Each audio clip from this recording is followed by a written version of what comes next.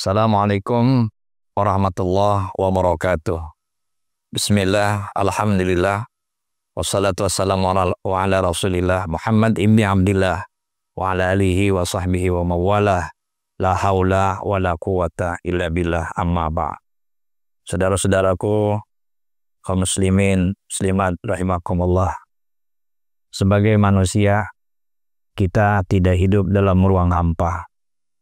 Tentu ruang yang tidak hampa itu sangat berpotensi untuk memberikan kontribusi pengaruh, baik pengaruh positif maupun pengaruh negatif. Oleh karena itu, Rasulullah Shallallahu Alaihi Wasallam mengatakan ada 3 ruang, ada 3 lokasi yang kalau 3 ruang dan 3 lokasi itu baik, maka kita sebagai hambanya menjadi orang yang baik atau orang yang bertakwa kepada Allah Subhanahu wa Ta'ala. Yang pertama adalah ruang hati. Oleh karena itu Nabi bersabda, al-iman hahuna, iman itu di sini.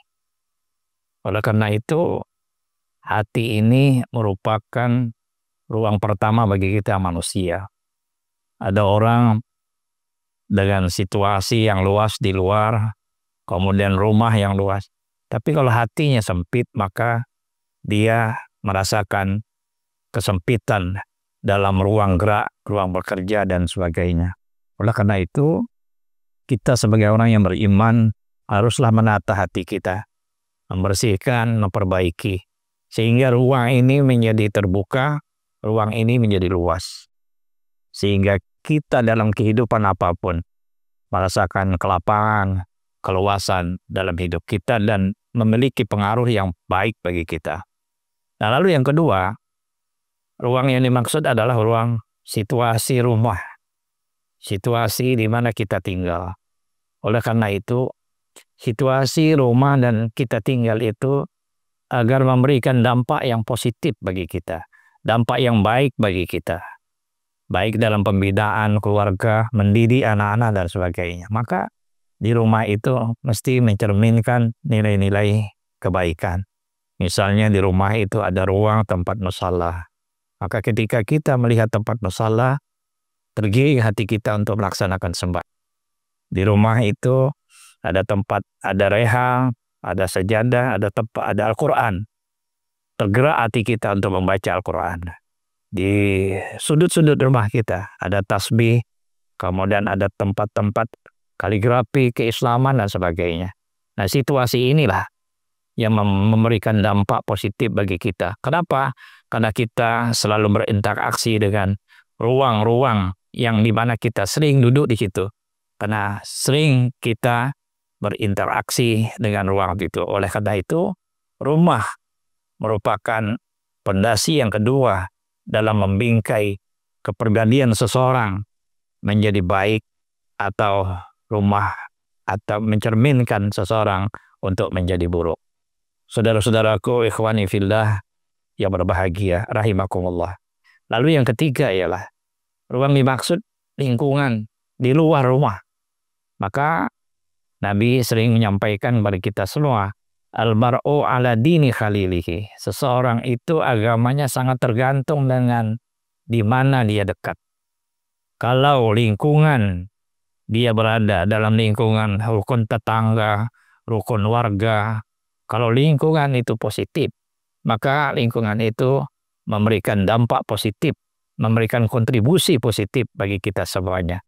Kalau lingkungannya buruk dan tidak memberikan kontribusi positif, maka kita juga tidak mungkin akan berharap banyak akan muncul orang-orang yang baik di tengah-tengah kita.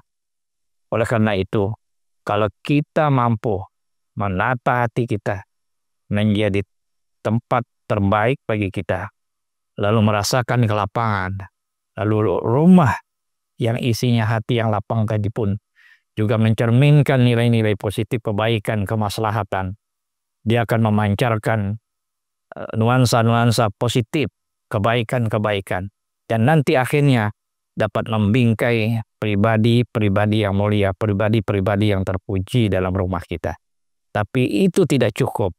Seseorang yang memiliki keimanan yang baik, kemudian lingkungan rumah yang baik.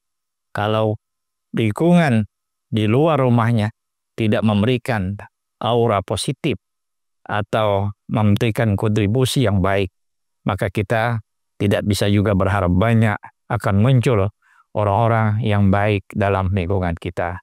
Oleh karena itu, saudara-saudaraku yang beriman, saudara-saudaraku rahimakumullah, kalau kita menginginkan kebaikan dalam rumah tangga, tentu kita akan menginginkan lingkungan yang baik.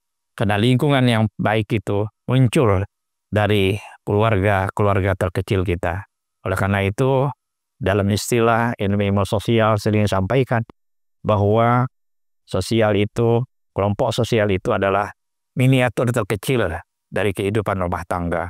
Mudah-mudahan kalau 3 dimensi ini kita perbaiki, insya Allah akan menjadi orang-orang yang terbaik di antara kita. Terima kasih. Assalamualaikum warahmatullahi wabarakatuh.